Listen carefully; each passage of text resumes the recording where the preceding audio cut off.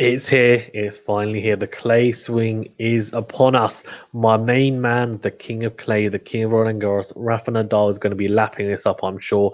And we see him and Djokovic back in action for the first time since the Australian Open. They're back in action at Monte Carlo.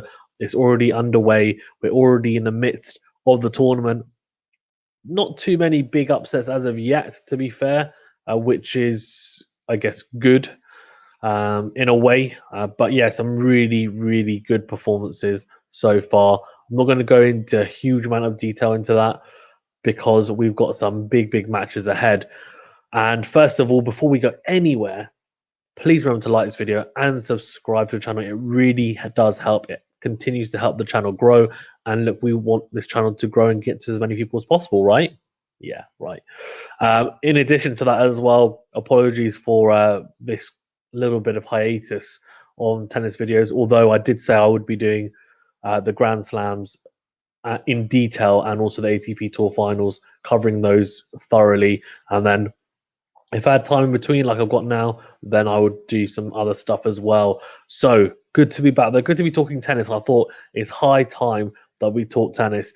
Now, as you can see from the banner below, there's a few interesting little tidbits or news to get through. So we'll very briefly go into it. So Nadal quoted as saying that he has learned to, I think, suffer or enjoy suffering even on the clay. And so we're going to talk a little bit about how clay is a different surface. What do you mean by that? Is it mentality? Is it movement on the surface? Is it grinding points? We'll talk about that in a second. Medvedev has also tested positive for COVID, so we'll go into the implications of that. Djokovic back, as I said, with Nadal. And Monte Carlo is underway. And how do we think the clay swing is going to go? Roland Garros has also been moved back a week, which means for people who are going to be playing that at Wimbledon, which is the majority of the top players, that's a bit of a nightmare for preparation for Wimbledon.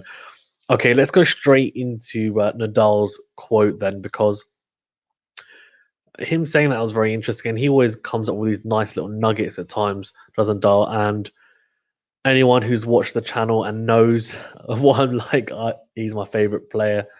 He really is, and been a massive super fan almost to a degree for a number of years.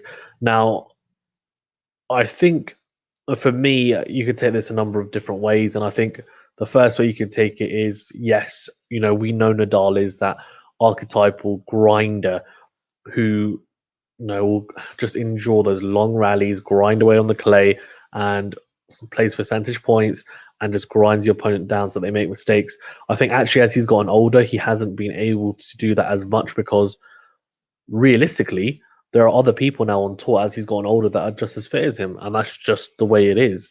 And no one, Father Time waits for no one. It really doesn't. So I think he is in a position now that he has to play slightly more aggressively. He does try to shorten points. He comes to the net a lot more than he'd used to. I think he's tried to beef up his serve a little bit, which has helped. So when he says that, I think it could also mean, well, in the past, that's what I've had to do. It could also mean mentally as well, you have to really struggle through it and suffer through, being break points down, being match points down, and get through that barrier. And it's funny because I talk to professionals from different sports, as people will know from, boxing, cricket, and hopefully tennis soon as well. I'm working on it, and pretty much all of them, when I ask them about the mental side to sport, elite sport, it's it's between 70 to 95% is what most people say in that range, which is crazy. And that just shows that the mentality needed, right, at this level is just huge, absolutely huge. So I'm really looking forward to seeing him and Djokovic back in action. They are going to be playing in a round of 32. Of anyone that does care, Nadal will be playing against unseeded Delbonis from Argentina, and Djokovic will be playing against Sinner in the round of 32 as well, which will be very, very interesting. So good to see how it's going. I'm just really looking forward to seeing how they're doing. Really, really looking forward to seeing how they're doing. So let's see. Djokovic is going to be I think he's got a good chance to win at least one of the clay court tournaments. No doubt about it whatsoever. He really has a very, very good chance of doing it. I don't doubt him whatsoever. In addition to that, we've got Medvedev testing positive. I mean, his form on the clay is so poor, and now he's tested positive for COVID, which is a bit of a bummer because really, realistically, if you look at it from a points point of view, he doesn't need that many points.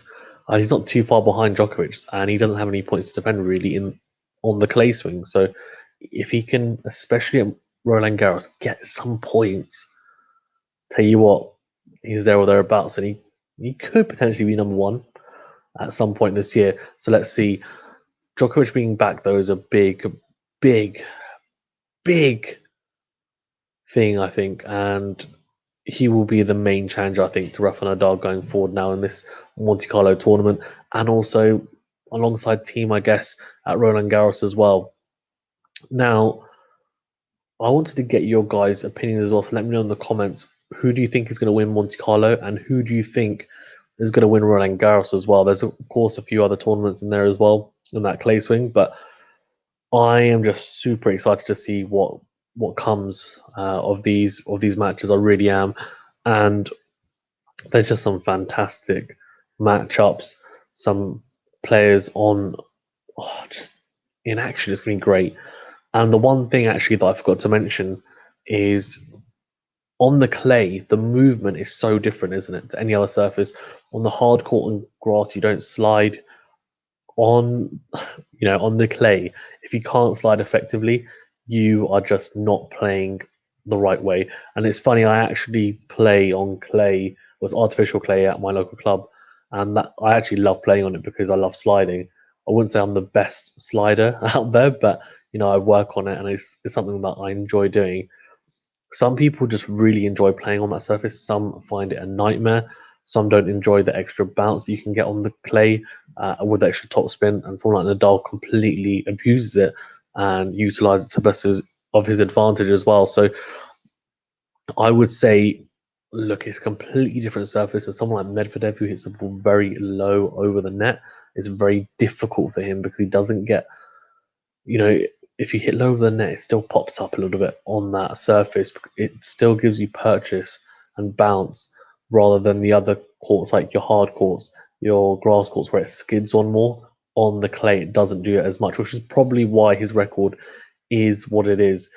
But considering he's improved quite a bit, I would assume that he will come back stronger, especially after hopefully recovering well from COVID, and then for the rest of the clay court swing, I would expect him to do some good things.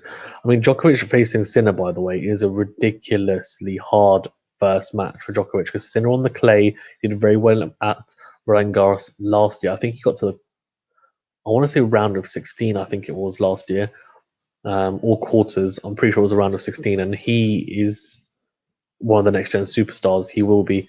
So, not an easy first match for Djokovic. You'd still expect him to come through it, but Sinner is no mug on the clay and a very, very good talent. Okay, I think that's me nearly done on this actually. I wanted to keep it quite short and sweet. Please do remember to like this video and subscribe to the channel. It really, really does help. I'm so looking forward to the rest of the clay swing and also Roland Garros, which, as I said, the French Open I will be covering in depth.